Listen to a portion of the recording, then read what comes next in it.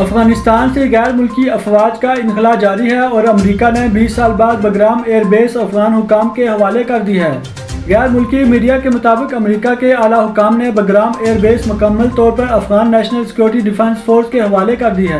امریکی حکام نے نام نہ ظاہر کرنے کی شرط پر بتایا ہے کہ افغانستان میں امریکی کمانڈر جنرل آسٹن ملر کے پاس اب بھی امریکی فورس کے تحفظ کے اختیارات اور صلاحیت موجود ہے۔ امریکی میڈیا کے مطابق بگرام ایئر بیس سے فوجی انخلا واضح اشارہ ہے کہ افغانستان میں موجود 2500 سے 3000 امریکی فوجی افغانستان چھوڑ چکے ہیں یا چھوڑنے کے قریب ہیں۔ خیال رہے کہ 2001 میں افغانستان پر حملے کے بعد امریکہ نے القاعدہ اور طالبان کے خلاف کارروائیوں کے لیے بگرام ایئر بیس کو اپنا مرکز بنایا تھا اور افغان جنگ کے عروج کے دور میں بگرام ایئر بیس میں تقریباً 1 لاکھ امریکی فوجی تعینات تھے۔ امریکی صدر جو بائیڈن 11 ستمبر تک افغانستان سے مکمل فوجی انخلا کی ڈیڈ لائن دے چکے ہیں، جبکہ سابق افغان صدر حامد کرزئی امریکی فوج کے انخلا کو شکست قرار دے چکے ہیں۔